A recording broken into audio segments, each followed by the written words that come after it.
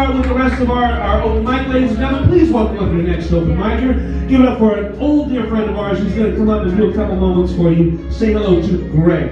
Greg, come on down. He's going to talk at you. I don't know what he's going to say, but we're going to find out. Greg.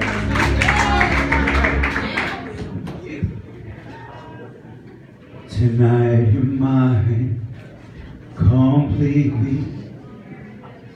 You give your love so sweetly. Tonight the light of love is in your eyes. Will you still love me tomorrow? Suicide's having a great year, isn't it? I was so depressed when I found out all these wonderful fucking people who have everything, seemingly everything going for them. More than a mic stand even. Anthony Bourdain, Kate Spade, I couldn't believe it. These people have everything going for them, but if things are not right in your head, it is so sad that they can have so much and be so tormented that they would take their own lives. I wake up every morning and I wiggle my toes and I go, my gosh, I'm still here. I'm 58 years old. I woke up the other month with a lump on the side of my right hip, and I found out I had a hernia, so I went into the hernia operating place, and they fixed the hernia, and I felt so good about it, and I came back, and I finally looked down after 6 days and realized that I'm half Brazilian.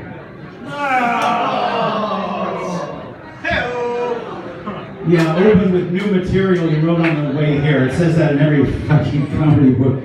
What on the stand, Jesus Christ. So, no, I do think life is such a blessing, and I look out at all these young faces, and I go, these kids, these beautiful kids, and I'm 58 years old. I never got around to having kids, but you can find me every single Father's Day whispering into a dumpster behind Planned Parenthood. A guard would be nice. A guard, just a phone call. I know, text, no, a phone call would be great. But I know we all want to leave a legacy, so I have adopted a 6-month-old Galapagos tortoise. Yeah! And purchased a 1-year-old bonsai tree. So I'm a yoga teacher. I'm not very good at it. Kind of lazy. Been doing it for a couple of decades now. I just have a tendency to wander out in front of class and just let people bend over, and I leave them there. And I leave them there for minutes because I'm on the clock, and I've been doing this for a long, long time. And I finally paid the price for it. A couple of years ago, I'm wandering through our lovely farmers market here on a Tuesday night with my age-appropriate lady of the moment, plus minus 3 years, age-appropriate, and bounding, galloping, frolicking out of an artichoke tent comes this sharp-shouldered, strawberry blonde French girl, 5'10" and freckles, 27 years old, reels up to me in a confrontational attitude and starts poking me in the chest, poking me, saying, "You made me sore for 6 days."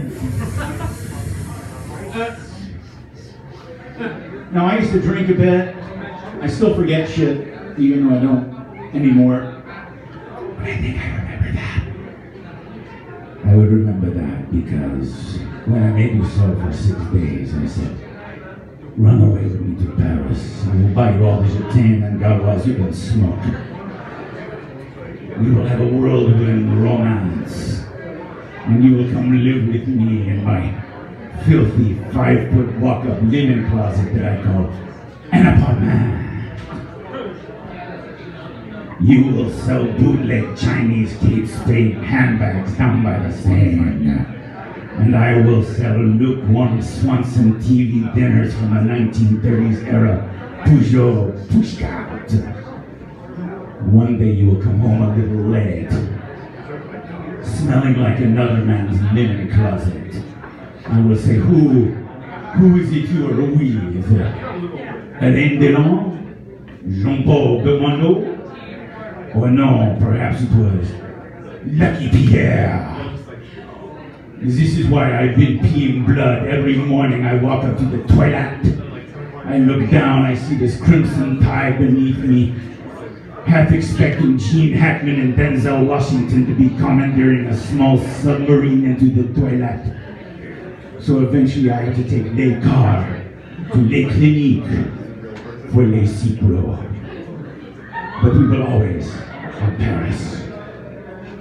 So I am a romantic. I love poems. The great Richard Burton wrote a wonderful love poem to the great Liz Taylor.